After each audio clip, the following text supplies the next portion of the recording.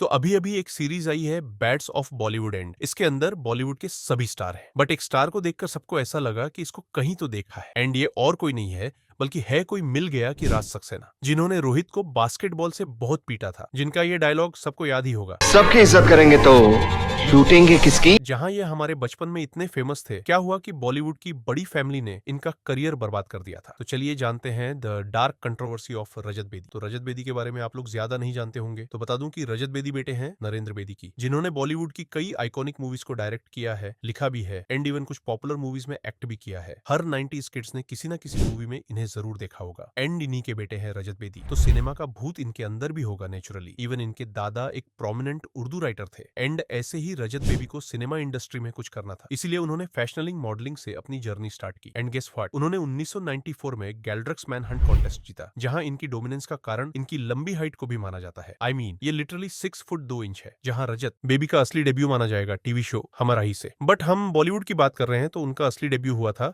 1998 में आई मूवी 2001 से, जो कि बहुत बहुत बहुत बड़ी फ्लॉप थी, बिल्कुल तुम्हारी स्कूल वाली लव स्टोरी की तरह। बट इसका ये वाला गाना बहुत फेमस हुआ था,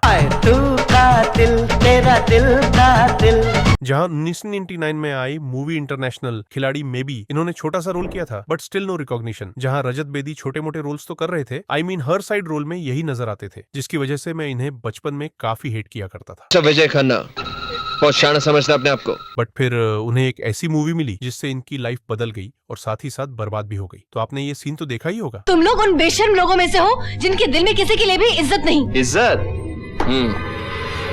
सबकी इज्जत करेंगे तो लूटेंगे किसकी। ये डायलॉग रील्स पर बहुत ज्यादा वायरल हो चुका है, और आप भी कहीं ना कहीं रजत बेदी को इसी डायलॉग से जानते होंगे। जहां जब ये मूवी आई थी, ये बहुत बड़ी फ्लॉप थी, बट अभी जी सिनेमा और स्टार गोल्ड ने इस मूवी को मास्टरपीस बना दिया है, बार बार चला के। आई मीन ये मूवी इतनी क्रिंज है कि अब मास्टरपीस बन चुकी है। एंड इसमें बहुत बड़ा रोल था रजत बेदी का। आई मीन मुझे लगता था इसे देखकर ऑक्सफोर्ड ने परवर्ड वर्ड बनाया होगा। एंड क्या आपको एक चीज पता है, रजत बेदी ने शाहरुख खान एंड सलमान खान की करण अर्जुन में स्टंट डबल का काम भी किया है। एंड इवन जब भी उस मूवी में तुम्हें शाहरुख खान की अहम तशरीफ दिखती है, तो वो असल में रजत बेदी की डैम भाई crazy. But back to the topic, अगर जॉनी दुश्मन फ्लॉप थी, तो फिर रजत बेदी किस मूवी से इतने बड़े हिट हुए? गेस कर सकते हो? मैं बताता हूँ, मेरा काम है ये। Rajat Bedi as usual main lead में टिकते नहीं थे, तो उन्हें साइड रोल्स में ही रखा जाने लग गया, जैसे तुम्हारी क्रश तुम्हें रखती थी। आई मीन वॉल लाइफ हो, तो ऐसी में भी रजत बेदी थे। तो शादी की तारीख पक्की कर देते हैं। हाँ, जिस दिन अंजलि की सगाई है। बट फिर आई कोई मिल गया। ओ एंड ये मूवी हम सबको पता है कितनी बड़ी हिट थी। इस मूवी के अंदर इकोस्टिक रोहित था, मेरी क्रश निशा थी, एंड थे राज सक्सेना, वही राज सक्सेना जिसने रोहित को बहुत पीटा था बास्केटबॉल से। एंड लिटरली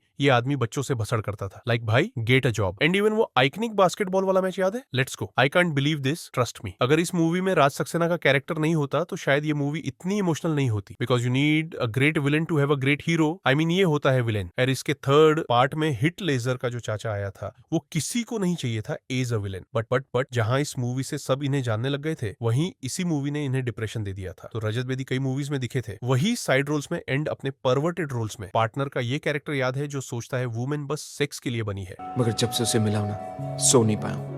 सोना चाहता हूँ उसके बट साथ। सडनली रजत बेदी इंडस्ट्री से गायब होने लग गए। आई मीन जहां उन्हें और रोल्स मिलने चाहिए थे, वहीं उनकी मूवीज आनी बिल्कुल बंद हो गई। बट आखिर ऐसा क्यों हुआ था? तो रजत बेदी सिर्फ इंडस्ट्री से ही नहीं, इंडिया से भी गायब हो गए थे। कुछ ऐसा हुआ था जिसकी वजह से उन्हें कनाडा जाकर रहना पड़ा था। बट क्या? तो रजत से इंटरव्यू पे पूछे जाने पर उन्होंने बताया कि कैसे कोई मिल गया मूवी में उनके कई सीन्स और होने वाले थे, जैसे हला हायला सॉन्ग आपने सुना होगा। इसके अंदर सिर्फ ऋतिक नहीं थे, प्रीति जिंटा के साथ रजत के भी सीन्स थे। बट राकेश रोशन जो इस मूवी को डायरेक्ट कर रहे थे, रजत ने कहा उन्होंने उनके सीन्स काट दिए। कोई मिल गया से बड़ी हिट क्या हो सकती है? बट उसका फायदा नहीं मिला। उसका फायदा नहीं मिला क्योंकि उसमें काम काफी था। मेरा ट्रैक प्रीति जिंटा के साथ और ऋतिक का ट्रैक प्रीति के साथ तो काफी था। जब फाइनल एडिट हुआ तो ऑब्वियसली ट्रैक ही कट गया। एंड ये सिर्फ छोटे सीन्स की बात नहीं थी, मूवी में पूरा एक आर्क था जो काट दिया गया। उन्हें कहीं भी किसी प्रमोशनल इवेंट में भी बुलाया नहीं गया था। एंड इवन इसके बारे में उन्होंने मुकेश खन्ना के पॉडकास्ट में कई डार्क चीजें रिवील करी हैं। मेरा सबसे बड़ा डिसअपॉइंटमेंट ये था कि जब कोई मिल गया रिलीज हुई तो मुझे पब्लिसिटी से कम्प्लीटली आउट कर दिया था। Really?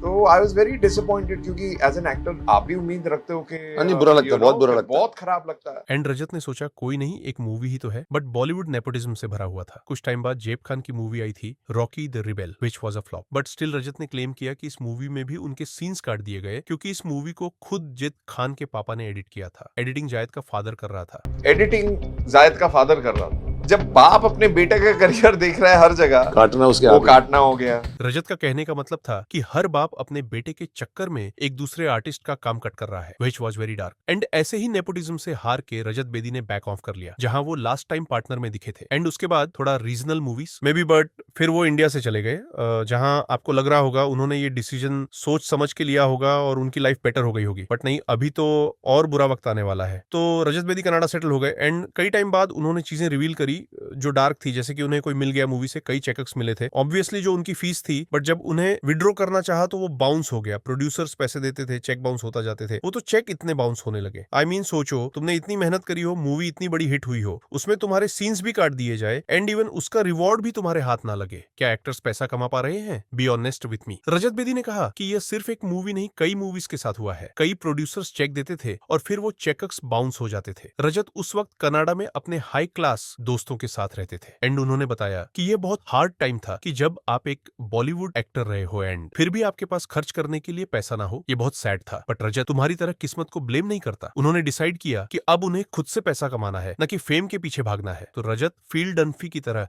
रियल एस्टेट बिजनेस में घुस गए। मकान दिखाओ, मकान देखो और मकान बेचो। बट ये इतना ज्यादा चला नहीं और रजत फिर से वहीं आ गए। बॉलीवुड इनके पास था नहीं, रियल एस्टेट वर्क करा नहीं, बट फिर उन्होंने सोचा क्यों ना पर्दे के पीछे काम किया जाए। तो रजत बेबी की पूरी फैमिली सिनेमा से रिलेटेड है एंड जब कुछ काम ना आए तो उन्हें याद आया कि उनकी सिस्टर एक राइटर है and she is amazing. I mean उन्होंने 2012 वाली अग्निपथ का स्क्रीन प्ले लिखा है और उन्होंने तुम्हारी मम्मी, मेरी मम्मी और मेरा फेवरेट शो हिटलर दीदी भी लिखा है। तो तुम अंदाजा लगा सकते हो कि यह फैमिली कितनी टैलेंटेड है। तो 2015 में रजत बेबी अपनी सिस्टर के साथ मिलके एक टीवी शो प्रोड्यूस करते हैं, नाजवन। एंड रजत बेदी इससे पहले हल्के फुल्के प्रोजेक्ट्स में आ रखे थे एंड प्रोड्यूस करने से उनके पास फंड्स भी जमा होने लग गए एंड अब वो स्टेबल थे एक कमबैक करने के लिए, जहां उन्होंने की कन्नड़ फिल्म जगू दादा की।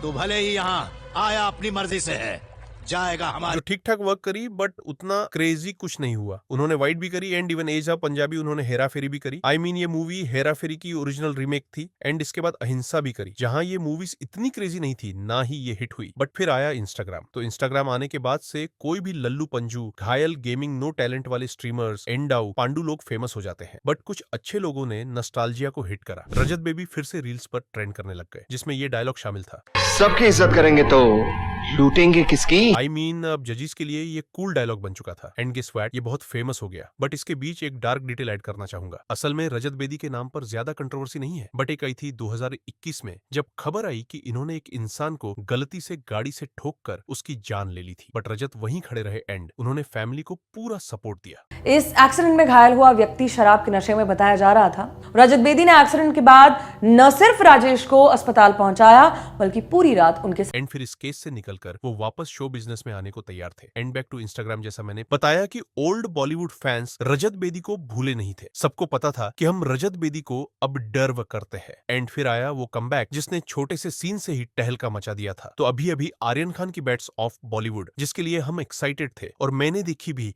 और हमने सोचा क्यों ना शाहरुख खान जी के लड़के पे एक वीडियो बनाए, बट डरपोक पे यार वीडियो हटवा दी। But aside from this I web series bats of Bollywood, and ये अभी का बॉलीवुड में सबसे बड़ा प्रोजेक्ट है। आई मीन इसके अंदर ऐसा कोई एक्टर नहीं छोड़ा होगा जो बॉलीवुड से कनेक्टेड ना हो। एंड इसी बीच एक सीन में आया एक कैरेक्टर विद अ बास्केटबॉल, अब पहचाना। एंड लोग स्क्रीन पे कंफ्यूज हो गए कि आखिर ये कौन है, बट ट्रू बॉलीवुड फैंस समझ गए कि ये अपना राज सक्सेना है। Ladies and gentlemen, I am back!